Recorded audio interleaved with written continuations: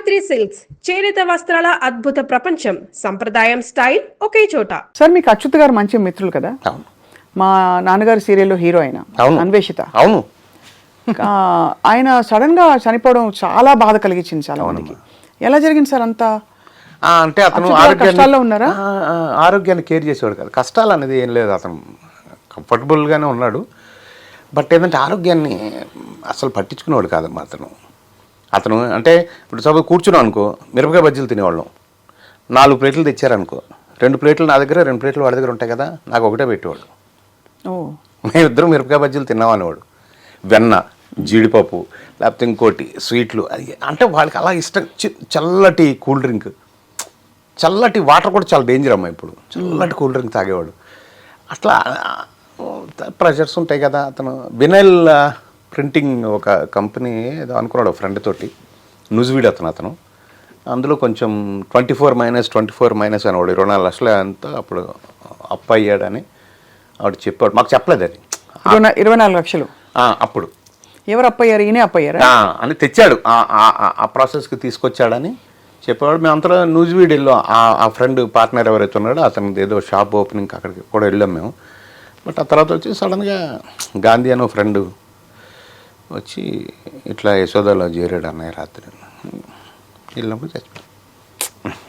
Shock అయి ఉంటారు మీరు. లైఫ్ అంటే జీవితం ఎంత తాత్కాలికం. చాలా చాలా చాలా చాలా చాలా. ఎందుకంటే మామూలు ఒక స్నేహితుడిగా, ఒక మంచి స్నేహితుడిగా అతను చనిపోవటం ఒక బాధ అయితే, అప్పుడు మేము కలిసి నాగేశ్వరరావు గారి సీరియల్ నేను వచ్చితే స్టార్ట్ చేసాం. నాగేశ్వరరావు గారి దగ్గరికి వెళ్ళి మీ ఇద్దరమే స్టార్ట్ చేస్తే ఇంకొక 2 ఫ్రెండ్స్ చేరారు. తర్వాత ఆ సీరియల్ ఎండింగ్ వచ్చినప్పటికి ఆర్థికంగా కూడా చాలా దెబ్బతినేసాం మేము. వీడు చచ్చిపోవటం, ఇతను దాంతో చాలా, అంటే అదొక ఫేజ్ అనమాట. రోడ్డు మీదకి వచ్చేసిన ఫేజ్లో అదొకటి. సినిమా ఫెయిల్యూర్ తర్వాత మట్టి మనిషి ఒకటి. అక్కినేని నాగేశ్వరరావు గారు నాకు ఎందుకంత ఆయన అంటే అంత గౌరవం, అభిమానం, ప్రేమ. ఒక పేరెంట్లో, ఒక తల్లిలాగా అతను ఎందుకు చూస్తానంటే ఆయన ఫోన్ చేశాడు నాకు ఇంటికి. నేను నాగేశ్వరరావు మాట్లాడుతాను. ఏ నాగేశ్వరరావు మా ఆవిడకి అక్కినేని నాగేశ్వరరావు సార్ ఒక్క నిమిషం అండి. సార్ ఏం సార్ ఇట్లా మా వైఫ్ తెలియక ఏమనుకోవచ్చు, మీతో మాట్లాడాలి. నేను ఇప్పుడే తోట నుంచి వచ్చాను, మీ దగ్గర సమయం ఉంటే వస్తారా? 5 మినిట్స్లో ఇంటికి వెళ్ళా. మీరు మంచివాళ్ళని తెలుసు, మీకు సమర్థత ఉందని తెలుసు, మీరు నష్టపోయారని తెలుసు. ఉల్టా మీరు అచ్యుత్ అనేవాడు కూడా మీ దగ్గర నుంచి వెళ్ళిపోయాడు. సో మీరు చాలా బ్యాడ్ సిచ్యువేషన్లో ఉన్నారని నాకు తెలుసు.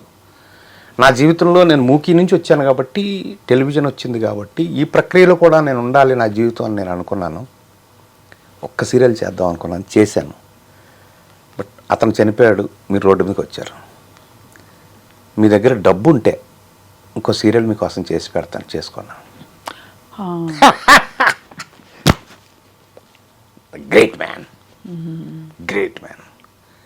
వెంటనే నేను ఎస్ సార్ అని, నాకు 2-3 ఫ్రెండ్స్ ఉంటే డబ్బులు పెట్టగలిగిన వాళ్ళు. ఆ రోజుల్లో 5 లక్షల వరకు అవసరం ఉండేది.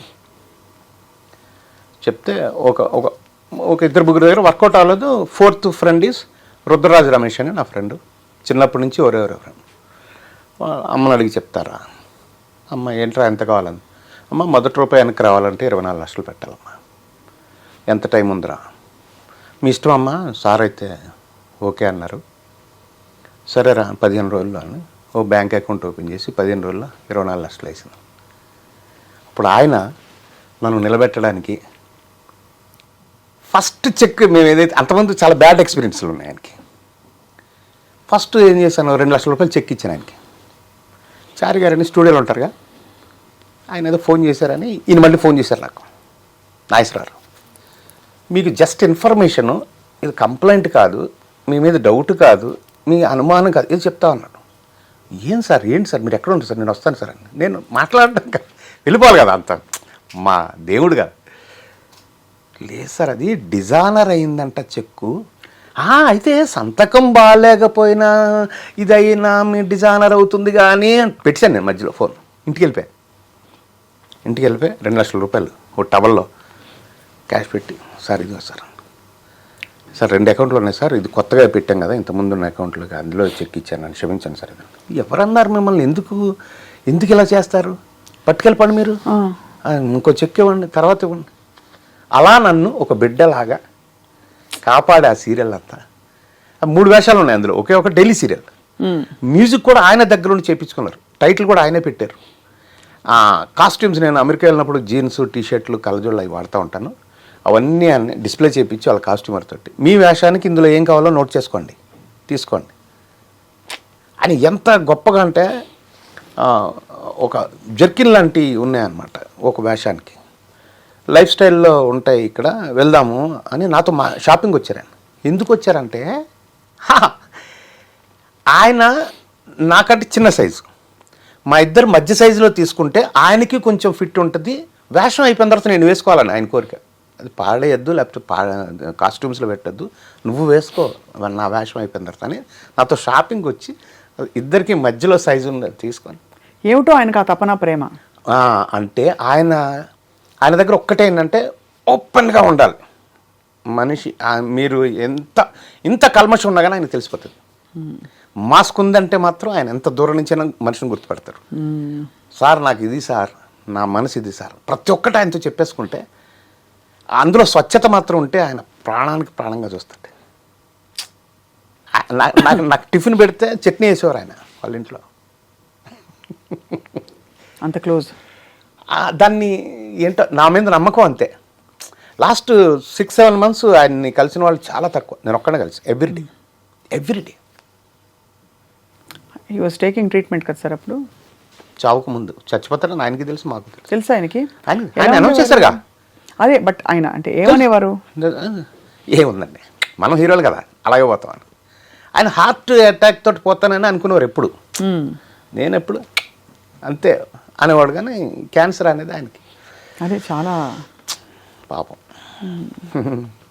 ఇలా మీరు అంటే ఈ ప్రయాణంలో మీరు వ్యక్తిగతంగా మనుషుల్ని కోల్పోవడం, ఇంకా వంచనలు, మోసాలు, ఆర్థిక ఇబ్బందులు, స్ట్రగుల్స్, అన్ని రకాల షేడ్స్ చూస్తారు కదా సార్. జీవితం మీకు నేర్పిన మౌలిక సూత్రం ఏంటి? అంటే నన్ను నేను నమ్ముకోవాలమ్మా, అంతే. అంటే ఏమిటి? అంటే నువ్వు చేసే పనిని ఆ నమ్మకంతో చేస్తే రిజల్ట్ ఎప్పుడైనా కానీ పాజిటివ్గా నీకు వస్తుంది, నో ప్రాబ్లం. నేనే సాక్ష్యం దానికి. నాకు ఎప్పటికైనా పాజిటివ్గా నాకు వస్తుందని నా నమ్మకం. ఆ డౌట్ ఉన్నప్పుడు రాదు. కరెక్ట్. నేను దాని మీద ఉంటా. చాలా మంచి మాట చెప్పారు. ఇప్పుడు అంటే అప్పటికి ఇప్పటికీ ఇండస్ట్రీ బాగా మారిపోయింది కదా సార్, సినిమా పరిశ్రమ. అంటే పరిసరాలు మారిపోయినాయి, పద్ధతి మారిపోయింది, బట్ రిలేషన్ అన్నది అలాగే ఉంటాయి. అవి ఇంకెవరెవరు సార్ మీ స్నేహితులు ఇండస్ట్రీలో? బుల్లితెర చాలా మంది ఉన్నాం ఇప్పుడు.